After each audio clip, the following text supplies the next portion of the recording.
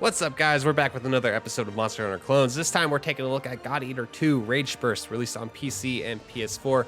I'm playing the PC version here. After we cover God Eater 2 Rage Burst, I'll give a brief technical review of God Eater Resurrection, also on PC, because the two games do come bundled together. If you haven't seen my review of God Eater 1 on the PSP, the original version, I go over some of the story and characters in that. You can click on the card on the screen to watch that if you'd like. Anyway, let's get started.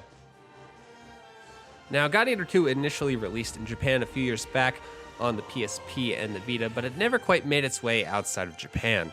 This is the first official English release for us to experience internationally that continues the story of how Aragami, or these godlike demons, have brought the world to its knees. The last pockets of humanity's resistance are housed within these large, seemingly impenetrable fortresses operated by an organization called Fenrir. In God Eater 1, you played as a soldier, or a God Eater, for the Far East Branch, killing Aragami with your awesome living weapon that literally eats the Aragami to gain some of his power, and then by using the component of the monsters you kill, you could upgrade your weapons and abilities. Sounds familiar, right?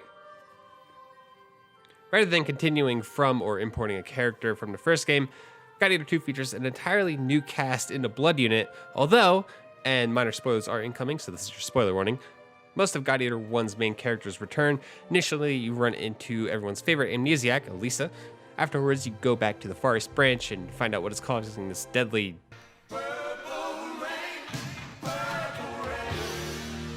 red rain. You do a bunch of missions for the Far East Branch, where a more relaxed Coda is now the captain. Eventually, loyalty is brought up and lots of things happen. Some awful things. I actually had some of the story spoiled to me because, get this, I was looking at the achievements list. So don't look at the achievements list if you don't want it spoiled. There's a remarkable shift in tone with the Blood unit when you compare them to God Eater 1, at least in the beginning. There are what I'll call mimic characters. People like Romeo and Coda are very, very similar, and I'm pretty sure that this woman right here, her name is Nana, was modeled after Sakuya from God Eater 1, but Nana has even less clothing. The despot that controls the Blood Branch just sends chills up my spine. I don't even know his name. Hell, the game had the gall to put him in a very disturbing scene that really comes out of left field.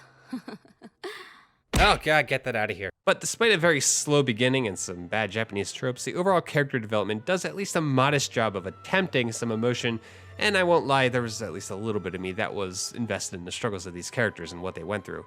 The only caveat to this, I guess, is that your character is not voiced at all. You are a silent protagonist, and your facial animations don't really line up with the situations. Your emotions do not jive at all with what's happening around you. So you'll be going through this super serious retelling of events, trying to support your team, and you'll just be sitting there with a deadpan smile on your face. With this being a sequel and all, we can kind of expect the core gameplay to be rather similar to its predecessor, and for the most part it is. You go on missions to fight one or a couple of Aragami, both new and old. There are actually a ton of returning Aragami in here, including the Marshmallow Shark wannabe, Bad Box Art Mega Man, and everyone's favorite Scorpion Borg Kamlan, I think that's how you say it. There's a fire version of Caligula, a dragon-type Aragami from God Eater Rage Burst, and he's actually one of my favorites because of just how much of a badass he is. His wings turn into these giant blades and breathes fire. Plus he has a sword wedged in his back from a previous encounter, and in one of your character's most badass moments, you kick the sword deeper into him while in the air to stagger him. It's like, I'm playing an anime, but in a good way this time. I guess the new type of Aragami that you fight are the Scions, Aragami that can control the arcs and stop God Eaters in their tracks as well as other Aragami. Of course, you and the Blood unit are immune to this effect. The Scions could be considered like a souped up version of regular Aragami with new abilities and looks. The Scion version of Chiyu, for example, is mostly airborne and can summon adds. The Scion version of Marshmallow Shark, or Boro Boro, looks like the Witch Doctor from Diablo 3. The resemblance is really uncanny. The attacks can be very similar at times, but they do have their differences, and of course the variety is always appreciated.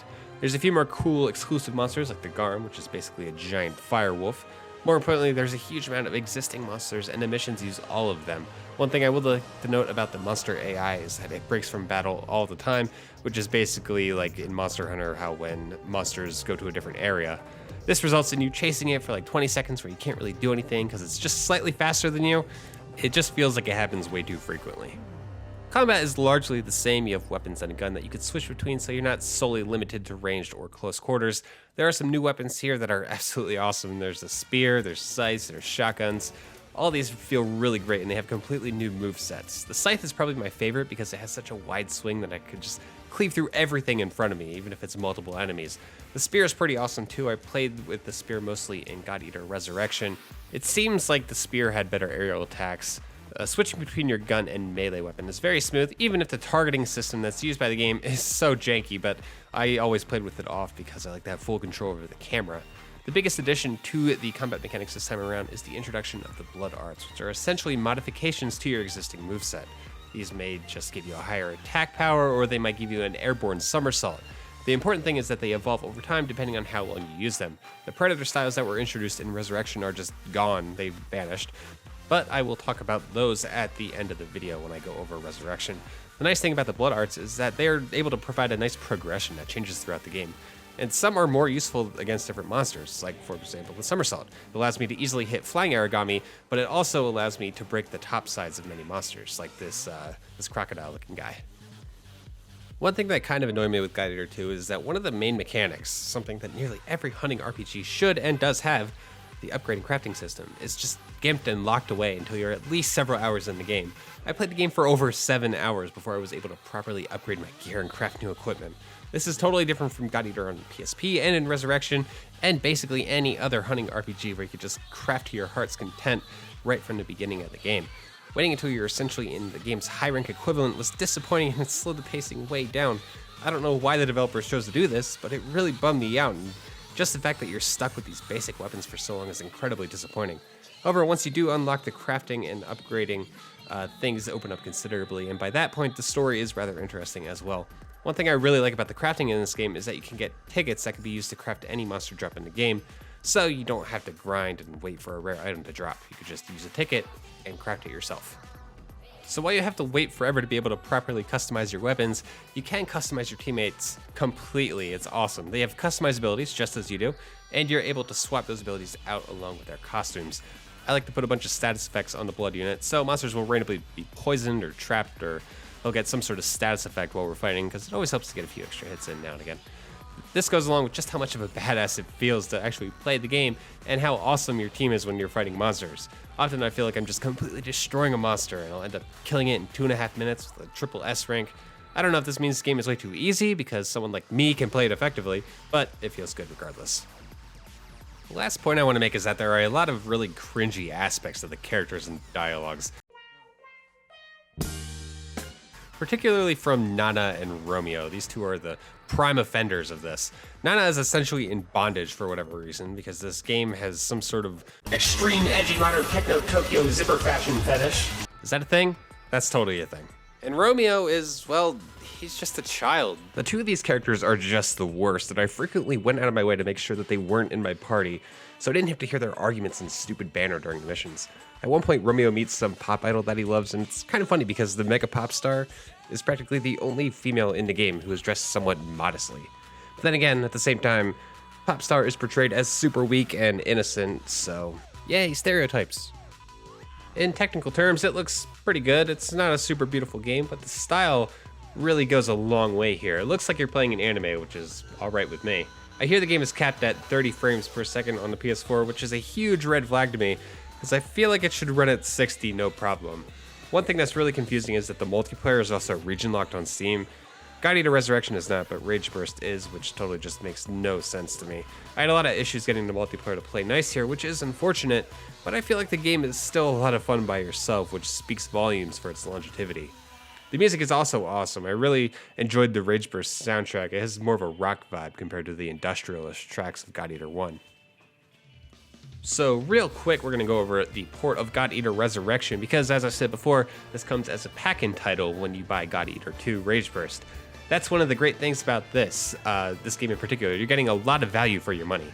I feel like God Eater Resurrection is how HD remasters should be done, because it doesn't really feel like a quick copy and paste, or it's not solely just a visual tune-up. There are some new features here. To start, it looks and plays beautifully just like Rage Burst. They use the same models and textures and everything. And if you've only played God Eater 1 on PSP before this, you are in for a treat when you see how the monsters have new lighting effects, or how much clearer some of the textures are. It runs flawlessly for me. The system requirements are either a PS4 or a somewhat modest PC with Steam. I imagine most players will be able to achieve playable frame rates with no problem. there does seem to be a hard cap of 50 frames per second. So if you have a monitor with a high refresh rate, that's just something to keep note of. I do recommend playing games like these with a controller, and I use both the Xbox and PS4 controllers on Steam with zero issues. I also played on the Steam Link for a little bit. That worked flawlessly as well. One strange thing is that the multiplayer in Resurrection is significantly better than Rage Burst, basically because of the lack of region locking. I'm not sure if it's region locked on PS4, I doubt it. But I played with a friend of mine through quite a bit of the story, and it's very easy to invite players and just play the story together. The only real bug that we ran into was a simple audio bug in cutscenes, but it fixed itself with a restart. All of the new weapons from Rage Burst are now in Resurrection, which is awesome. There are so many new weapons that it really just helps breathe some life into the combat. After all, in the original, there were only a couple types. There are also these new Predator attacks that will activate your burst mode when they connect with an enemy. They're basically flashy ways to activate burst and continue or finish up a combo. Some really awesome ones include this huge gather attack and these aerial attacks where your weapon will turn into a raven. The only unfortunate thing is that the Japanese dubs are gone. You'll have to deal with the English VOs, but most of them aren't really bad, they're just okay. So in the end, let's take a look at what you get when you buy God Eater 2 Rage Burst. You get a full-fledged sequel to an awesome PSP game, and you get the remastered edition of the original God Eater. This is a great value, and it's already been on sale multiple times. I'd highly suggest getting this on PC because of the potential for a very smooth gameplay experience, but if you don't have a graphics card in your computer, then go ahead and get the PS4 version. God Eater 1 is a fantastic hunting RPG in itself, and this remaster probably makes it the best alternative to Monster Hunter, with God Eater 2 not too far behind. Maybe soon I'll do a sort of recap of all these clones and rank them in order. Who knows? I still have a bunch more to cover though. That is it for now. Thank you so much for watching and supporting the series, everyone. Next up, we're going to take a look at another video game, Ragnarok Odyssey Ace. If you haven't watched the last episode on Soul Sacrifice, check that out. There's a card on the screen that you could click on to get there. It's kind of like a grim mixture between Monster Hunter and Bloodborne, so go ahead and check that out. Hit that subscribe button if you enjoyed this. Leave a comment with your thoughts. Hit the thumbs up button, and we'll see you next time in Ragnarok Odyssey on the PlayStation Vita.